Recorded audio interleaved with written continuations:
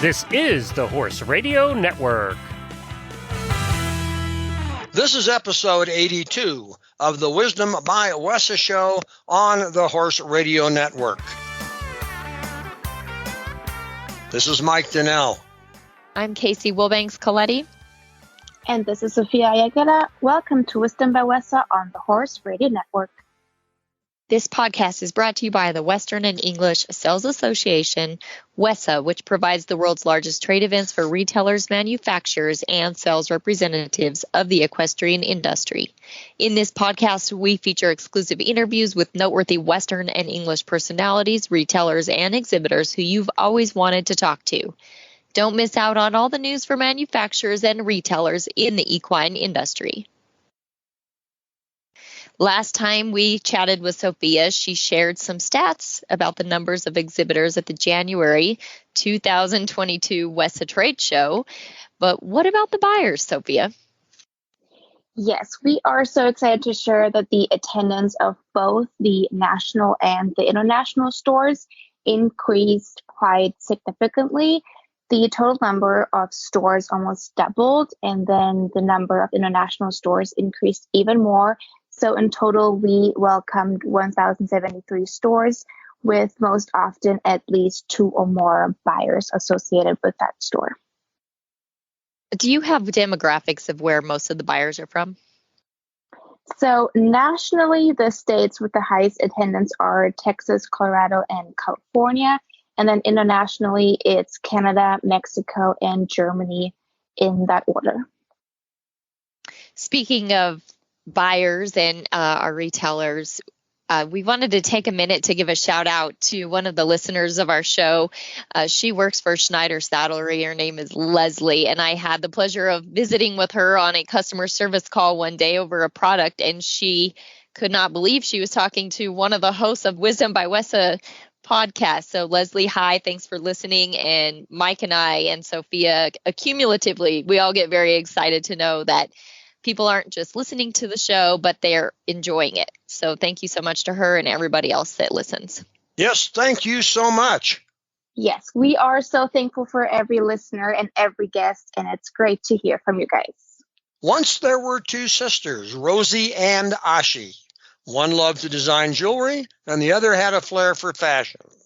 Southern Grace was born when they decided to join forces to provide a family of products to suit the taste and lifestyle of every woman.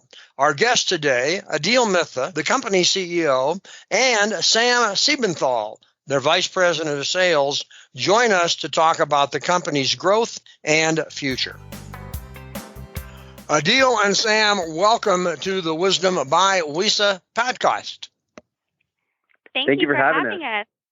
We're excited because, Adil, I think you reached out to Casey because you listen to the show, and we love that, and inquired about being a guest on the show. And lo and behold, here we are. Yeah, love how that works. It was absolutely wonderful. So, as I had mentioned in an intro I did here, kind of sounds like a fairy tale. Once there were 2 sisters, but it's kind of the way the company started. Why don't you kind of take us back to that time? Yeah, it does kind of sound like a fairy tale. Actually, so my name is Adil Mitha. I'm the CEO and co-owner of Southern Grace. I was there at the early days of when the 2 sisters came together and started the business. It really was, like a true American dream story. And so the older sister, Rosie, had a very successful jewelry business. She was already doing Western jewelry for a long time. This year probably marks 18 years. But at that point, it was about a 10-year-old business.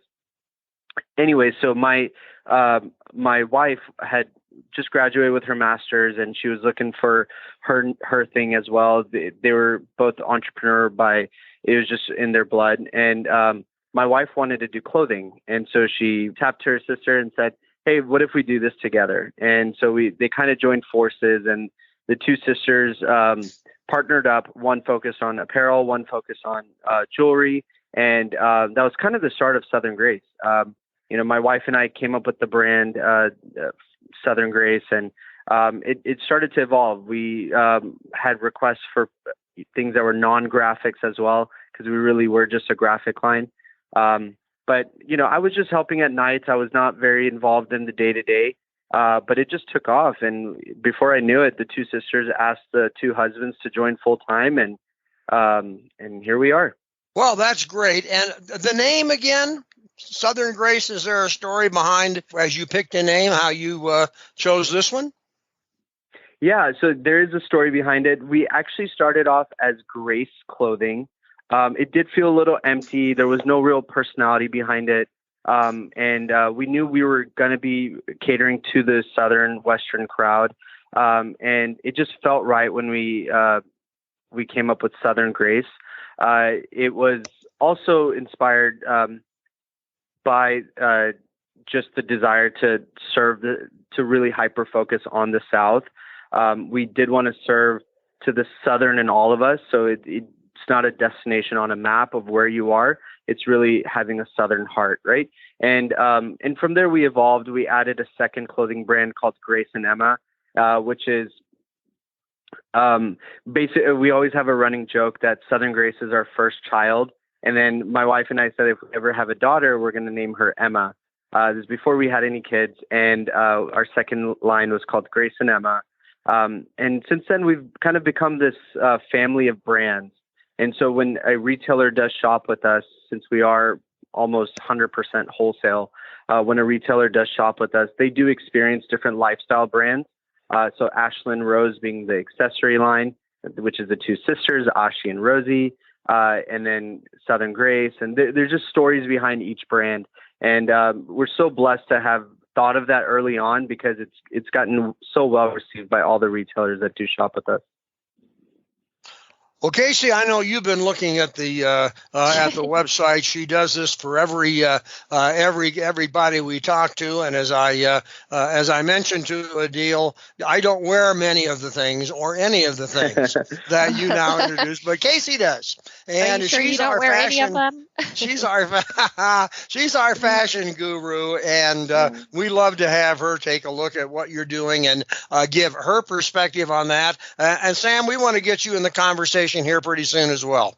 Yeah, this is definitely more of my I can answer those questions. I do wear the clothes as well, so. Oh, perfect. We'll talk. So I guess the first thing I would like to start off with is, as you guys know, as listeners of the show, this is a competitive business, being a brand owner. The fashion, apparel, jewelry, accessories. It's interesting to me when you are a brand owner, it's like, how do you set yourself apart? Because there's so many options out there, and that's just the fact of the matter. And you're thriving, you're doing well. And so I would just like a little insight on your brand, your vibe, and why retailers should carry your product. Yeah, I think that obviously it's a very competitive market. Fashion in general is a very competitive market because it's constantly changing. Trends are changing. What people are looking for is changing. And so, there's already the element of keeping up with the trends and the times and what people are looking for, and kind of having to do that research on the back end. But on the front end, I think the most important thing that we focus on is, A, being a family here. So on the back end, inside of our company, we work like a family, we act like a family, we love like a family. We have that connection between all of us, and we try to bring that connection into every single interaction that we have with anybody that comes, into our corner, into our way. And people want connections, and creating those connections is what creates a strong business. And I've always believed in that. And so we've always tried to start at the root, which is with our employees and with our company, keeping a strong foundation there and making sure we're all happy and we're all connected and we're all on the same page, and then letting that be the light that kind of comes out of us with all of our customers and all of our buyers and accounts that we work with. So connection is always the most important thing. It's what we harp on the most. It's not just selling a product, it's also making that connection, helping people's businesses grow, giving them a good product that's going to help their business continue to thrive and survive. And we make those connections and we give those suggestions, and we do the research for their accounts and for their companies and for their vibe. And we, select collections, and we kind of help them out all along the way of the process of getting, our clothes into their stores. And Additionally, we've also created 5 brands, and that's because we want to have something for everybody. Accessories, clothing, gift items, and even within our clothing, we definitely have started in the South and started with the Western culture and Western lifestyle, and it's definitely something that's true to our hearts, but we've created other brands too that can maybe speak to anybody, nationwide, and anybody can connect with. We've been inclusive. We have sizes for everybody. We cater to all ages. And so I think all of those elements put together is what's helped us be so successful. Well, yes. And you wear the products. And so I can only imagine that would be such a helpful part of this too. When you wear the products, you understand maybe trends and upcoming trend forecasting, and you can offer some of that insight, just, being a part of that. It's definitely quite the perk to be a woman and work for a women fashion line. My closet has definitely suffered, or should I say my fiance's side of the closet has suffered the most, sure, probably. Exactly. So being able to wear it and, being able to, I can vouch for the quality, I can vouch for the sizes, I know everything, down to the thread that's been put into each and every item that's designed here. I see it from the time that our amazing designers put it together, like on the computer, to picking out the fabrics, to perfecting it when the samples come in, and then the final product getting here and getting to share those ideas. I mean, we're a women-dominated company. So it's so cool to just see we have women of all different ages, personalities, sizes, cultures, and we all have our brainstorming meetings, and we all bring our ideas and our trends or what we would like to see, and then we all get to have a hand in making those things come alive. And it's such a cool process to see. And then, yes, when I get to show that final product, I'm proud of it. I know the work that went in behind it. I know, like I said, the quality that went in behind it, and I'm proud to show these collections to people, and I'm excited for them to get the opportunity to sell them to their customers. Sure. And being a woman and enjoying maybe clothes and fashion, I think we all understand the importance of affordability. Talk to us about the affordability of your brands. Absolutely. And that, from the time that Southern Grace was started, being affordable was at the top of our list. So we definitely worked really hard to figure out where we needed to land on certain things to be able to be in that affordable price point, being affordable across the board, but still having high quality. And so every single thing that we do it in mind of making sure that we can have an affordable product. And sometimes if that means reaching into our own pockets to make the product be more affordable, we'll do that. We have certain limits that we don't want to go over. And even when we expand on our products and our lines and everything, we do whatever we have to do to make sure that we're on a threshold that's affordable, because everybody wants something affordable, especially when it comes to clothing and those kinds of items. I mean, you want to be on trend, and you want to feel good, and you want to look good, and you want to have, that you want to be able to walk out and be in style, and, but you want it to be affordable, because at the end of the day, it's clothing, and, trends change so fast, and we definitely want to give the best of both worlds on both sides of that. And there's nothing wrong with retail therapy that I'm completely guilty of. So affordability really helps that. Also, I was scrolling through your website today, and I want to bring this up, and either you or Adil, please jump in to talk about this, but I noticed a portion of your retail sales goes to fund $1,000 grants to as many teachers as possible. Mm-hmm. Yeah, we actually, so the two sisters, they've always had a passion for teaching. Both of them at some point in their lives wanted to become teachers. And it's so unfortunate that so many people who do want to be teachers don't pursue it because of the pay, or because of just how, how demanding it is. And they end up pursuing other things. And hopefully everyone's pursuing things that they love. But teachers often do get the short end of the stick. And so that was something that the two sisters came together and said, we are very focused on wholesale mainly. People do come up and ask us to do retail. So how do we do good with that, right? And so if you do shop with us in our warehouse, 100% of the profits do go to teachers. We've had a very successful give back campaign. The whole program is called Love Our Teachers. And so we've got if you come to our office, you'll see a bunch of handwritten notes from students and stuff saying, thank you for this or that. And it was so nice to know that we were able to fund supplies for classrooms, or, and really it's a grant. So if the teacher decides to use it for an iPad for herself or whatever, it's for them to use. And that was just a way that we wanted to give back.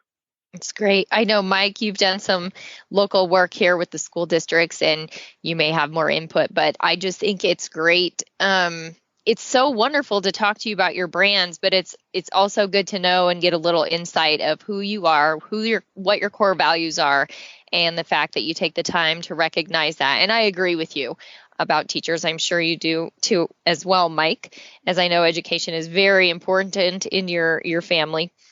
Oh, very much so. And I think that's just a great, if you have the ability to raise funds for a cause, education is always one of the top causes that we would hope somebody would consider. And congrats for you for doing that. I wanted to chat about a couple of other things. I mean, I know the Southern Lifestyle and the name of the company, but I mean, here we are. I'll bet, Casey and I are here in Southern Colorado, and I bet you if one of the retailers here wants to carry your line, you're not going to tell them no because you're not Southern, right? So that's what I was saying earlier, that it's not a destination on a map. It's the Southern in your hearts. And so some of our best retailers are in the Dakotas, right? Or in Montana. And it's not, it has nothing to do with where you are on a map, but it's of how you want to dress. And we like to call it a modern, modest type of style. And it is a Western chic style. So there's different elements that we do touch. The name Southern is just more of a notion, not of where you are, but who you are as a person. And that's interesting. You mentioned, I think it was Sam, mentioned the design. What's the design strengths of the company? How do you or who comes up with all of these great designs that you're marketing? I think that our design is probably one of our top qualities. We have in-house designers. So, of course, we have the sisters, the owners, Adil's wife and her sister, Rosie, who have just brilliant minds. And they've been designing, since they were little girls. They've always dreamed of doing this. So they have, we have their minds, and then we have an amazing group of designers that are in-house. They, just work for Southern Grace, and they do all the forecasting for research, and then they're just brilliant at designing. And then our other strength is that we do work in a office full of women. And like I said before, of all ages, of all sizes, and we really are able to come together and take a little bit of, and even for me, I'll talk to my mom sometimes about some of the designs. So we're making sure that we're hitting every single category to be inclusive across the map, to bring collections that are fashion forward, trendy, affordable, good quality to all of our stores and all of our customers. I think Sam has made this presentation a couple of times. It comes across very smooth. Now, this is the Wisdom by WESA podcast. I know you are a member and have been to WESA, but we always like to ask our guests where and how WESA fits into their business and their plans and their opportunities.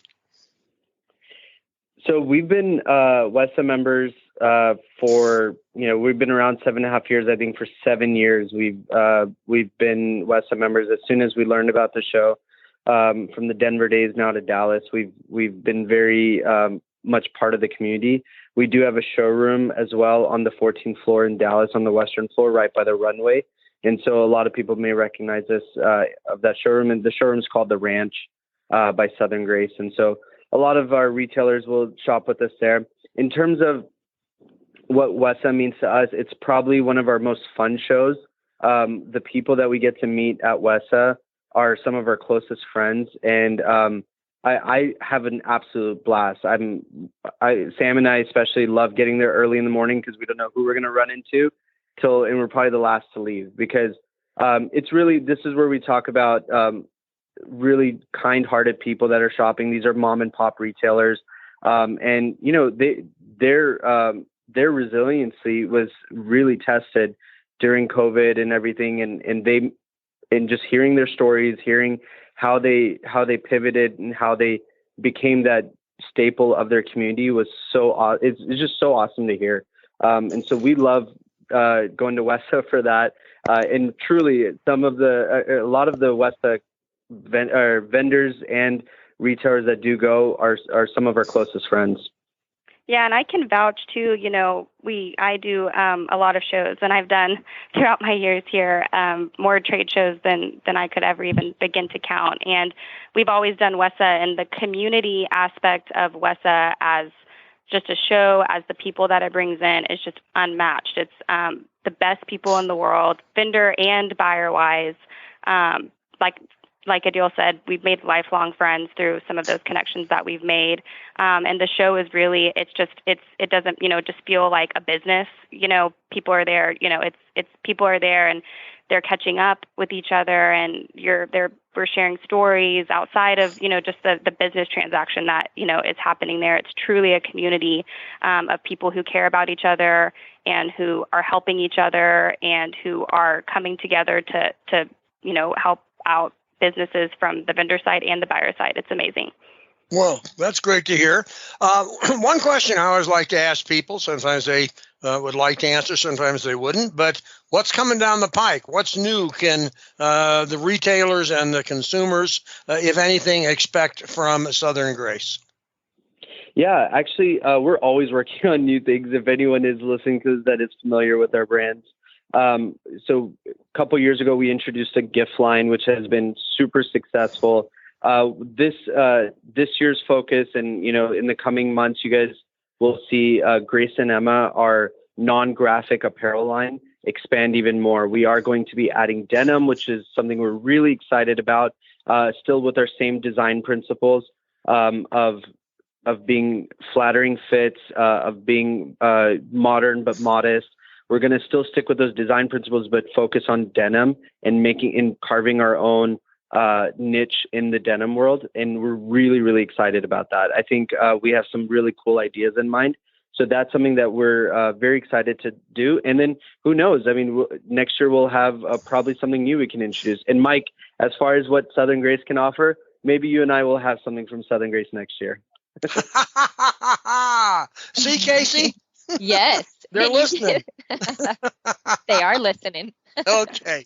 Hey, listen, this has been fun. We always enjoy talking to people in the business, and you people are enthusiastic. You're very eloquent in the way you present the strengths of the company. I'm so glad you reached out and asked if we could have you as a guest, because clearly this is turning out to be an excellent show.